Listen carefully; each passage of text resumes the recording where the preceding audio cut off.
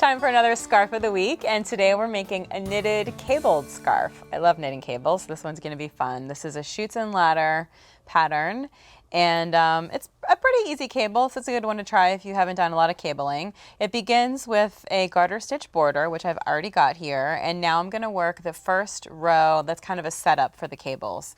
And as you can see here, there's a lot of different stitches that sort of form these bands that are going to turn into the cables and this garter stockinette band. So we need to kind of do a setup row to set the stage for these to grow out of. And that's just going to be a series of knits and purl stitches.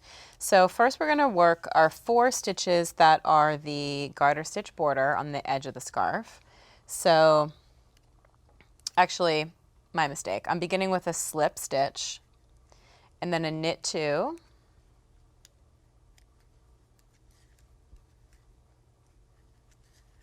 A purl 1, knit 4,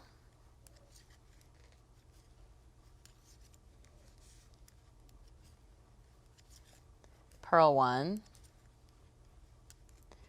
knit 5. And this is really just a series of knitting and purling across the row, and you can just check the pattern to get the exact number of stitches to knit and purl. But what the important thing to note here is that this is really setting the stage to create the cables that we're going to be doing next. And the other thing I wanted to point out is that you'll notice that we slip the first stitch of every row of this pattern and on many patterns. And the reason to do that is that it creates this really nice border almost on the edge of your rows, and so that you get this really nice finished edge and you don't need to worry about adding an additional border. So slipping the first stitch is just a little thing that you can do that just helps your knitting look a little bit nicer on the edges.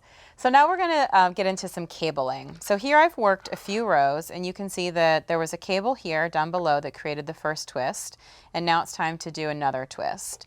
And the most important thing about cabling is that you need a cable needle. And there are lots of different types of cable needles. Most of them have some kind of curve in them. They're shaped like a J, or they're shaped sort of like a U.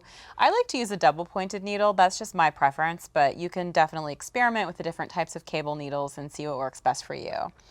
But let's take a look at this row and do some actual cabling. So this row begins with a slip 1, just like every row of the pattern. Then we're going to knit 2, purl 1, and now it's time to cable. We're going to do a cable 2 to the back. So we're going to be cabling over these 4 stitches. We're going to slip 2 stitches to a cable needle. Now we want this cable to twist to the right, so we're going to hold the stitches to the back. Just hold that cable needle to the back. It can feel a little awkward, but just kind of take your time and hang in there. I've got my yarn all twisted up here. Okay, now I'm going to knit the next 2 stitches. Now I'm going back to my cable needle. There's those 2 stitches that I held there, and I'm just going to knit each of those off one by one. This feels awkward because it is awkward. You are physically twisting your stitches. So it's bound to feel awkward and a little tight, but just know that that's normal and just keep on going. Now we're going to purl 1, knit 5,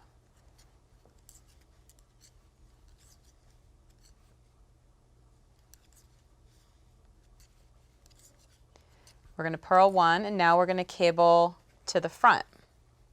And so to do that, I'm going to slip the next 2 stitches to my cable needle. I'm going to hold them to the front of my work. I'm going to knit 2.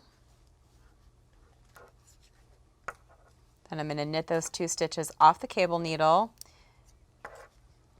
And you'll see that that's going to cause the cable to twist in the other direction. And that's all there is to it. I'm out of time, so I'm not going to finish the end of this row, but I hope that gives you a little peek into how to do these cables, which create a really nice scarf with lots of great texture. It's a good one for learning and practicing your cabling, so give it a try.